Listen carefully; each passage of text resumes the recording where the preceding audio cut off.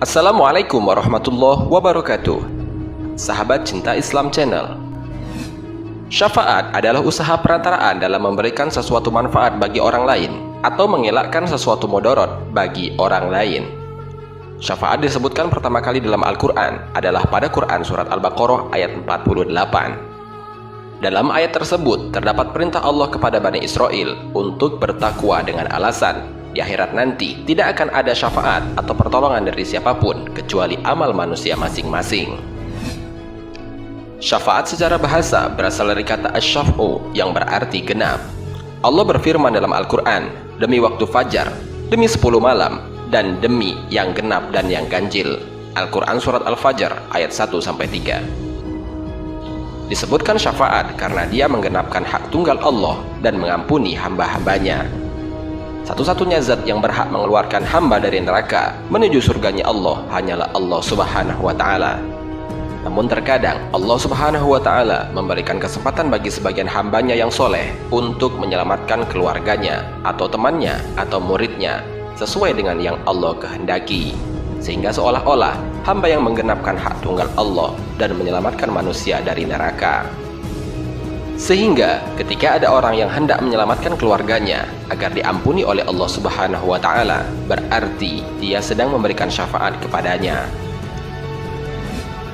Sahabat Cinta Islam Channel, tahukah kalian ada beberapa nabi yang berusaha menyelamatkan keluarganya yang mati dalam keadaan kafir, namun permohonan mereka ditolak oleh Allah Subhanahu wa Ta'ala. Siapa sajakah nabi-nabi tersebut? Simak ulasannya dengan menonton video ini hingga akhir.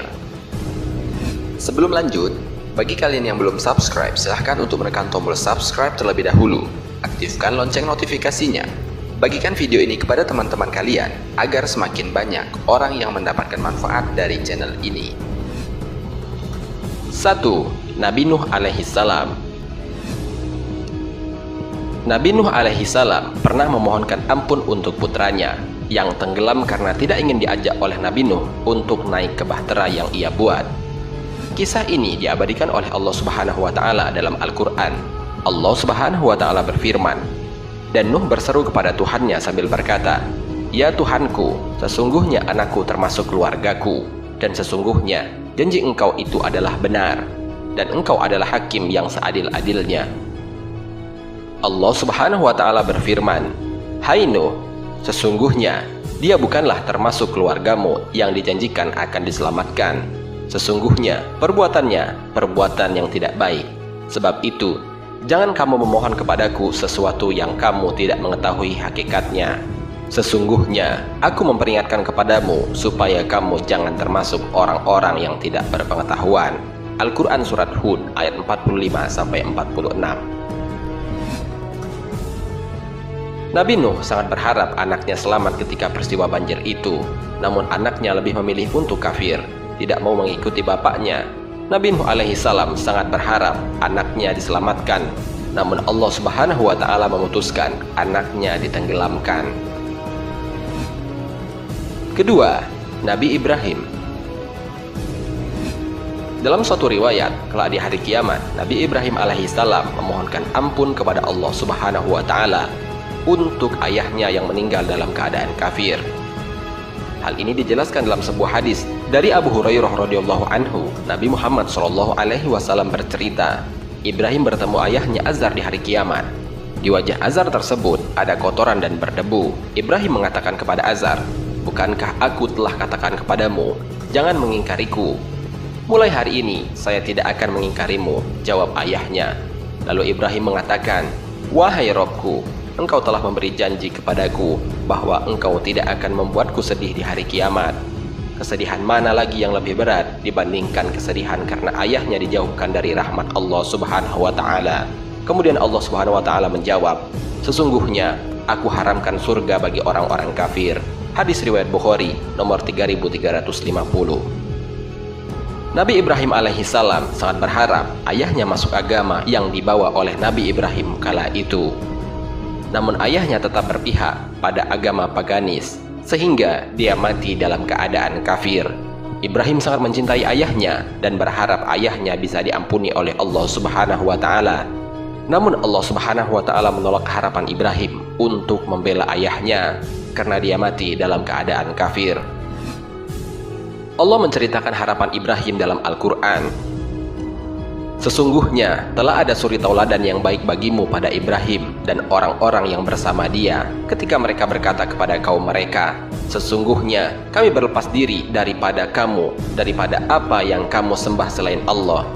Kamu ingkari kekafiranmu dan telah nyata antara kami dan kamu permusuhan dan kebencian buat selama-lamanya sampai kamu beriman kepada Allah Subhanahu wa Ta'ala saja, kecuali perkataan Ibrahim kepada bapaknya, sesungguhnya aku akan memohonkan ampunan bagi kamu dan aku tiada dapat menolak sesuatu pun dari kamu siksaan Allah Subhanahu wa Ta'ala.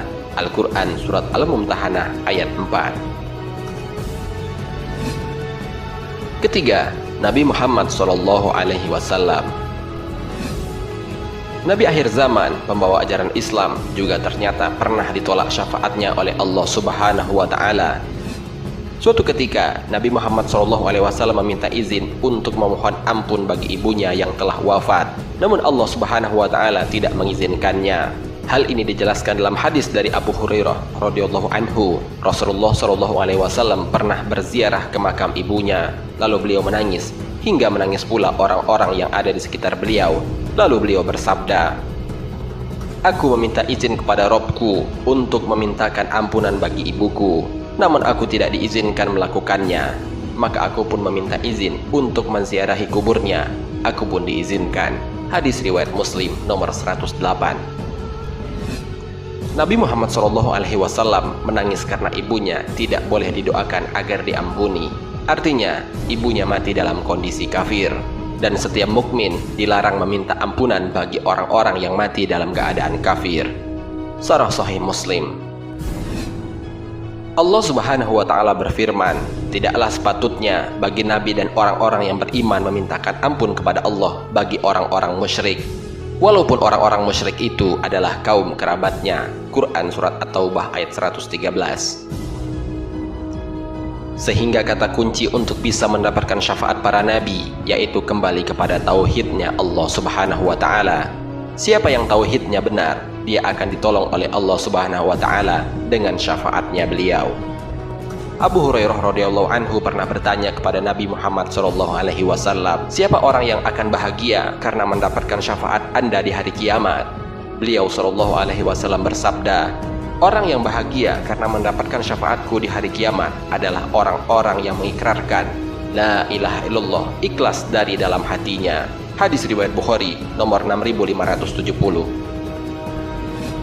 Sahabat Cinta Islam Channel, itulah ketiga nabi yang pernah dan kelak akan memohonkan syafaat kepada Allah, tapi syafaat mereka ditolak karena orang yang akan dimintai syafaat dalam keadaan kafir, sehingga Allah menolak syafaat mereka. Semoga kita selalu istiqomah dalam menjalankan iman dan Islam dalam hidup kita, sehingga kelak di padang mahsyar menjadikan rahmat Allah untuk memberikan syafaat bagi kita semua. Amin ya rabbal alamin. Semoga bermanfaat. Wassalamualaikum warahmatullahi wabarakatuh.